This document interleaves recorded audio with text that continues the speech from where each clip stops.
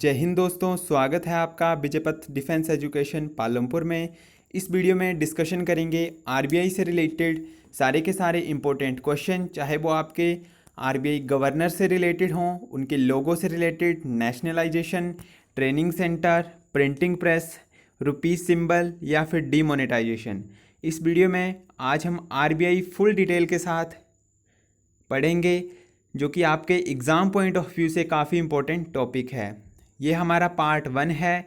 Part 2 में हम जानेंगे नोटों से संबंधित जितने भी इम्पोर्टेंट क्वेश्चन हैं, चाहे वो हमारी नई करेंसी के नोट हैं या फिर पुरानी करेंसी के नोट हैं, उनसे रिलेटेड इम्पोर्टेंट क्वेश्चन हम जानेंगे।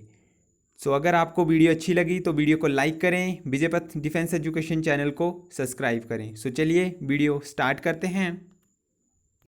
सो फर्स्ट हम जानते हैं आरबीआई। तो आरबीआई की बात करते हैं। आरबीआई की जो फुल फॉर्म है वो है हमारी रिज़र्व बैंक ऑफ इंडिया।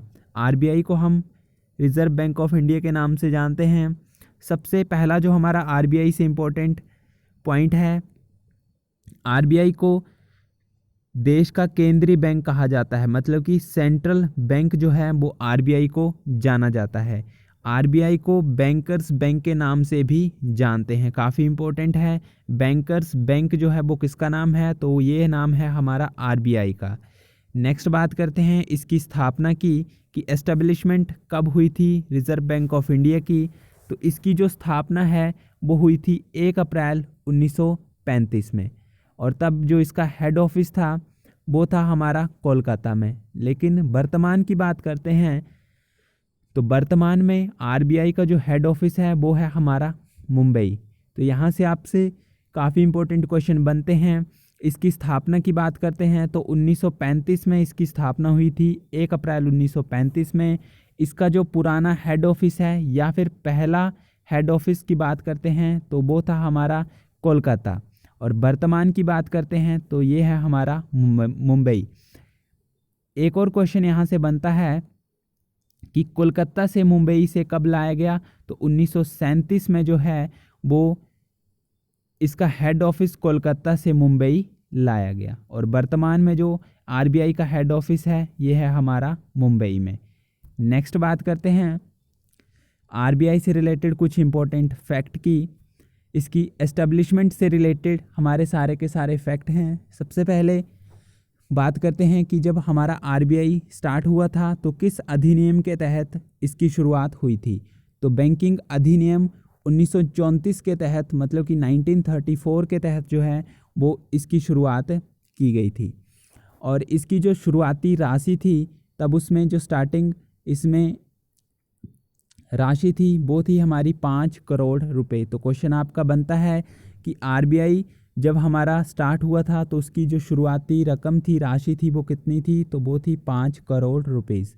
किस एक्ट के तहत इसका गठन हुआ है, तो बैंकिंग अधिनियम 1934 के तहत जो है वो इसका गठन किया था।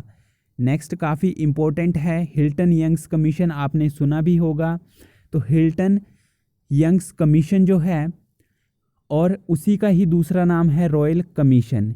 हिल्टन यंग्स कमीशन को ही हम रॉयल कमीशन के नाम से जानते हैं, जिसने 1926 में आरबीआई के लिए सिफारिश की थी, इसको बनाने के लिए सिफारिश की थी, और 1935 में जो है वो इसका गठन किया गया था। तो काफ़ी इम्पोर्टेंट यहाँ से आपके क्वेश्चन बनते हैं। नेक्स्ट बात करते हैं आरबीआई की।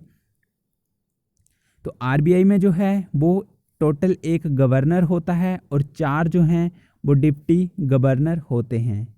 आरबीआई में जो है वो 1 गवर्नर होता है और 4 जो हैं वो टोटल डिप्टी गवर्नर होते हैं।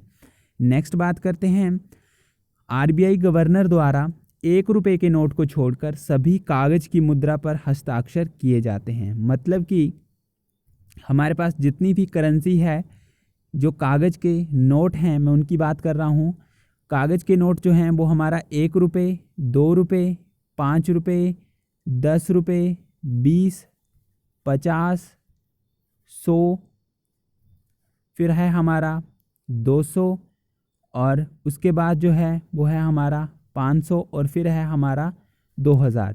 तो ये सारे के सारे जितने हमारे नोट हैं उसमें से सिर्फ 1 रुपये का जो नोट है उसमें आरबीआई गवर्नर के हस्ताक्षर नहीं किए जाते हैं। ये आपको बात ध्यान में रखनी है। और 1 रुपये को छोड़ के जितने भी हमारी कागज़ की मुद्रा है, कागज़ के नोट हैं, उन सभी में आरबीआई गवर्नर के हस्ताक्षर किए जाते हैं। और वर्तमान में जो हमारे आरबीआई के गवर्नर हैं उनका नाम है शक्तिकांत दास। नेक्स्ट बात करते हैं कि 1 रुपये की नोट के ऊपर अगर आरबीआई गवर्नर द्वारा साइन नहीं किए जाते हैं तो उनके ऊपर हस्ताक्षर कौन करता है? तो उनके ऊपर जो है वो फाइनेंस सेक्रेटरी के हस्ताक्षर होते हैं। आपको एक और बात यहाँ पे काफ़ी ध्यान में रखनी है कि जो हमारा फाइनेंस मिनिस्टर है वो कोई और होते हैं और फाइनेंस सेक्रेटरी जो है वो कोई और होते हैं। आपको ये बात बिल्कुल ध्यान में रखनी है। नेक्स्ट बात करते हैं आरबीआई गवर्नर से रिलेटेड जितने भी हमारे इम्पोर्टेंट फैक्ट या फिर इम्पोर्टेंट क्वेश्चन बनते हैं वो आपके लिए हैं। सबसे पहले है आरबीआई गवर्नर। तो सबसे पहले जो हमारे आरबीआई के गवर्नर थे, अगर आपको क्वेश्चन ऐसा आया है कि आरबीआई के पहले गवर्नर कौन थे, तो वो थे हमारे सर ऑसबोर्न स्मिथ, जो कि थे ब्रिटिशर थे और 1935 से 1937 तक ये आरबीआई के गवर्नर रहे थे। लेकिन अगर हमारा क्वेश्चन ऐसे आता है कि ऐसे कौन से भारतीय हमारे थे जो कि पहले आरबीआई के गवर्नर थे, यहाँ पे थोड़ा सा क्वेश्चन चेंज हुआ है क्योंकि यहाँ पे पहले भारतीय की बात की गई है। तो जो पहले भारतीय थे हमारे वो थे सीडी देशमुख, जो कि 1943 से 1949 तक जो आरबीआई के गवर्नर रहे थे। एक और यहाँ से इम्पोर्टेंट फैक्ट मैं आपको बता देता हूँ कि जो पहले गवर्नर थे आरबीआई के, उसमें आपके भारतीय भी आ सकते हैं, ब्रिटिशर भी आ सकते। पूरे अगर मैं इंडिया की बात करता हूँ तो सर ऑसबोर्न स्मिथ थे। लेकिन अगर मैं पहले भारतीय की बात करूँगा तो वो थे हमारे सीडी देशमुख। और अगर मैं ऐसे लिस्ट वाइज बात करता हूँ कि जो हमारे सीडी देशमुख थे वो कौन से नंबर के आरबीआई गवर्नर रहे हैं, तो ये रहे हैं तीसरे नंबर के आरबीआई गवर्नर हैं सीडी देशमुख। और पहले हमारे आरबीआई के गवर्नर हैं भारतीय।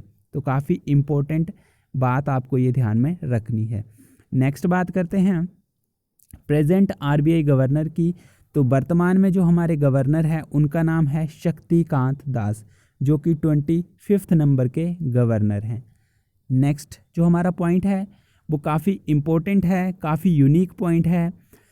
सो Manmohan Singh is the only prime minister of India who was also governor of RBI. तो मनमोहन सिंह जो हैं वो भारत के ऐसे प्रधानमंत्री रहे हैं जो साथ में आरबीआई के गवर्नर भी रहे हैं। तो आपके लिए काफ़ी यूनिक क्वेश्चन है, ऐसे हमारे कौन से भारत के प्रधानमंत्री रहे हैं जो आरबीआई के गवर्नर भी रह चुके हैं। तो उनका नाम है डॉक्टर मनमोहन सिंह, जो कि कांग्रेस पार्टी से बिलोंग करते हैं और 1982 से लेके 1985 तक जो है ये आरबीआई के गवर्नर रहे थे। काफ़ी इम्पोर्टेंट क्वेश्चन आपके लिए बनता है।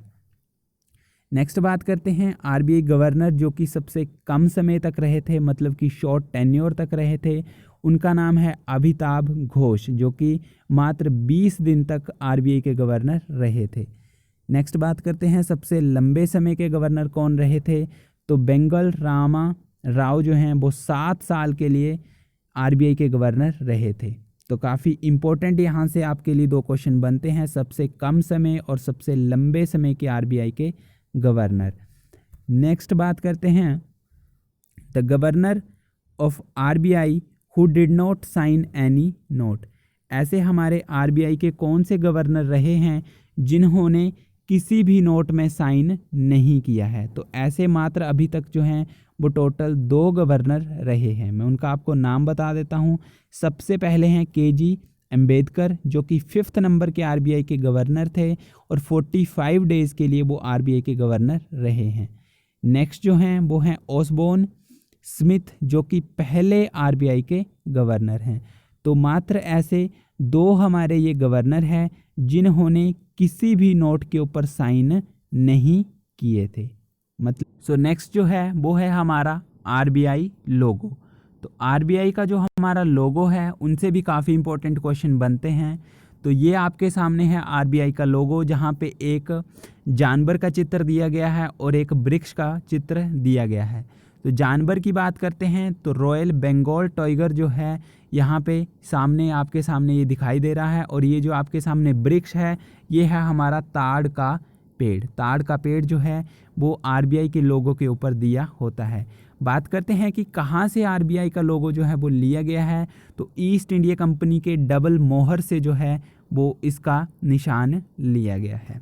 नेक्स्ट बात करते हैं, काफ़ी इम्पोर्टेंट क्वेश्चन है ये, आरबीआई को नेशनलाइज कब किया गया, तो 1 जनवरी 1949 को जो है वो आरबीआई को नेशनलाइज किया गया था। मतलब कि इसका राष्ट्रीयकरण जो है वो 1 जनवरी 1949 को किया गया था। बैंकों के राष्ट्रीयकरण की बात करते हैं तो ये जो किया था इंदिरा गांधी जी ने, जो कि उस टाइम के प्रधानमंत्री रही थी। नेक्स्ट काफ़ी इम्पोर्टेंट है, फाइनेंशियल ईयर की बात करते हैं तो पहले जो आरबीआई का फाइनेंशियल ईयर होता था वो होता था हमारा 1 जुलाई से 30 जून। 1 जुलाई से 30 जून जो था वो पहले हमारा आरबीआई का फाइनेंशियल ईयर होता था। लेकिन वर्तमान की बात करते हैं तो 1 अप्रैल से लेके 31 मार्च तक जो है वो इसका फाइनेंशियल ईयर बना है। और ये आपके लिए इम्पोर्टेंट इसलिए है क्योंकि अभी हाल में ही मतलब कि 2020 में ही जो है वो इसका फाइनेंशियल ईयर पहली बार चेंज किया गया है। तो काफ़ी इम्पोर्टेंट क्वेश्चन आपके लिए बनता है। आरबीआई गवर्नर के कार्यकाल की बात करते हैं तो इनका जो कार्यकाल रहता है वो 3 साल के लिए रहता है, लेकिन इनको 3 साल के बाद भी इनका कार्यकाल बढ़ाया जा सकता है। नेक्स्ट बात करते हैं, आरबीआई गवर्नर की नियुक्ति कौन करता है, तो आरबीआई गवर्नर की जो नियुक्ति है वो की जाती है प्रधानमंत्री द्वारा। लेकिन आपको एक बात ध्यान रखनी है कि अकेला प्रधानमंत्री जो है वो इनकी नियुक्ति नहीं कर सकता, ये की जाती है वित्त मंत्री की सलाह पर प्रधानमंत्री द्वारा। मतलब कि नियुक्ति तो प्राइम मिनिस्टर द्वारा ही की जाएगी, लेकिन with the help of financial minister. और वर्तमान के हम फाइनेंस मिनिस्टर की बात करते हैं तो वो हैं हमारे निर्मला सीतारमन, और प्रधानमंत्री जी की बात करते हैं तो वो हैं हमारे नरेंद्र मोदी जी। नेक्स्ट सैलरी की बात करते हैं आरबीआई गवर्नर की, तो वो होती है हमारी 2.5 लाख। भारत में नोटों को छापने का कार्य जो है वो सारा का सारा आरबीआई के अंडर किया जाता है, और 1 रुपये के नोट और सभी सिक्कों को बनाने का कार्य जो है वो हमारा वित्त मंत्रालय मतलब कि फाइनेंशियल डिपार्टमेंट द्वारा हमारा किया जाता है। काफ़ी इम्पोर्टेंट है, सिर्फ 1 रुपये को छोड़ के जितने भी हमारे कागजी मुद्रा है उन सभी को छापने का कार्य आरबीआई करता है, और 1 रुपये का नोट और जितने भी सिक्के हैं कॉइन हैं उन सभी को बनाने या फिर ढालने का कार्य जो है वो वित्त मंत्रालय द्वारा ही किया जाता है। नेक्स्ट बात करते हैं हम, आरबीआई ने 5,000 और 10,000 के नोट छापे थे, तो 3 बार जो हैं वो इन्होंने 10,000 और 5,000 के नोट छापे थे, 1938 में, 1954 में और 1978 में। तो 3 बार जो हैं वो इन्होंने ये नोट छापे थे। आरबीआई के ट्रेनिंग सेंटर की बात करते हैं, जब भी आरबीआई की रिक्वायरमेंट होती है तो इनके जो हैं वो टोटल 4 ट्रेनिंग सेंटर हैं। सबसे पहला मुंबई, चेन्नई, नई दिल्ली और कोलकाता, 4 जो हैं वो इनके मुख्य ट्रेनिंग सेंटर हैं। और ऑफिस की बात करते हैं तो टोटल 29 जो हैं वो आरबीआई के ऑफिस हैं। नेक्स्ट वन जो है वो काफ़ी इम्पोर्टेंट है, आरबीआई से रिलेटेड इम्पोर्टेंट फैक्ट है। वो है हमारा रुपीज़ का सिंबल। तो आपने देखा होगा ये जो है नया हमारा रुपीज़ का सिंबल है, और इसके जो डिज़ाइनर हैं उनका नाम है उदय कुमार, जो कि आईआईटी बॉम्बे से बिलोंग करते हैं, और 2010 में जो है वो उन्होंने ये डिज़ाइन बनाया था, और 2010 के बाद ही जो है वो भारत सरकार द्वारा इसे अपनाया गया था। और 2010 के बाद जितने भी हमारे नोट छपे हैं उनमें रुपीज़ का यही जो सिंबल है वो यूज़ किया जाता है। तो काफ़ी इम्पोर्टेंट फैक्ट। नेक्स्ट बात करते हैं प्रिंटिंग प्रेस की, तो टोटल जो हैं आरबीआई की 4 प्रिंटिंग प्रेस हैं, जहां पे सबसे पहले आती है Nashik, second one Dewas, third one Mysore, और फोर्थ जो आती है सल्बोनी। सल्बोनी जो है ये हमारी वेस्ट बंगाल में स्थित है। तो टोटल 4 जो हैं वो आरबीआई की प्रिंटिंग प्रेस है, जहां पे सारे के सारे नोटों की छपाई की जाती है। नेक्स्ट काफ़ी इम्पोर्टेंट फैक्ट है, नोट बनाने के लिए उपयोग होने वाला कागज़ पेपर मिल होशंगाबाद मध्य प्रदेश से उपयोग किया जाता है। मतलब कि जो नोट बनाने के लिए जो स्पेशल कागज़ है उसका जो यूज़ है, मतलब कि कहाँ से उसको लिया जाता है, तो जो हमारी एक पेपर मिल है होशंगाबाद मध्य प्रदेश में, वहाँ से उस कागज़ का यूज़ किया जाता है। नेक्स्ट काफ़ी इम्पोर्टेंट फैक्ट है इस वीडियो का ये, भारत में पहली बार बैंकों का राष्ट्रीयकरण कब हुआ था। सो हर किसी एग्ज़ाम के लिए, चाहे हिमाचल का एग्ज़ाम है, इंडिया का एग्ज़ाम है या किसी भी डिपार्टमेंट का एग्ज़ाम है, उसके लिए ये क्वेश्चन सबसे इम्पोर्टेंट है। 1969 में जो है पहली बार बैंकों का राष्ट्रीयकरण हुआ था और टोटल उस टाइम 14 बैंक का राष्ट्रीयकरण किया गया था, उनको नेशनलाइज किया गया था।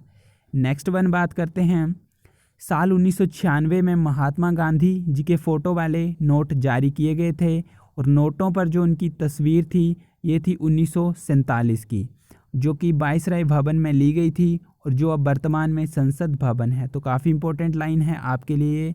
जो हमारे नोटों के ऊपर महात्मा गांधी जी की फ़ोटो छपी हुई है वो 1996 से जो है वो छपना स्टार्ट हुई है और ये जो फ़ोटो है वो 1947 में ली गई थी वायसराय भवन में, जो कि वर्तमान में है अब हमारा संसद भवन। लास्ट हमारा फैक्ट है आरबीआई से रिलेटेड, वो है हमारा डीमोनेटाइजेशन, मतलब कि नोटबंदी। तो अब तक जो है वो 3 बार नोटबंदी हो चुकी है, 1946 में, 1978 में और 2016 में। तो 2016 में जो है वो मोदी सरकार द्वारा नोटबंदी की गई थी और इसकी जो एक्चुअल डेट है वो है हमारी 8 नवंबर 2016। तो इस दिन जो है वो नोटबंदी की गई थी। सो आई होप इस वीडियो में आपको सारे के सारे आरबीआई से रिलेटेड जितने भी इम्पोर्टेंट फैक्ट हैं, क्वेश्चन हैं, वो आपके सॉल्व हो चुके हैं। सेकंड जो हमारा पार्ट है उसमें आपको आरबीआई के डीमोनेटाइजेशन और जितने भी हमारे इम्पोर्टेंट क्वेश्चन बनते हैं ओल्ड करेंसी और न्यू करेंसी के, वो मैं आपके लिए लेके आऊँगा। आई होप आपको वीडियो अच्छी लगी तो वीडियो को लाइक करें, शेयर करें और विजय पथ डिफेंस एजुकेशन चैनल को सब्सक्राइब करें। धन्यवाद।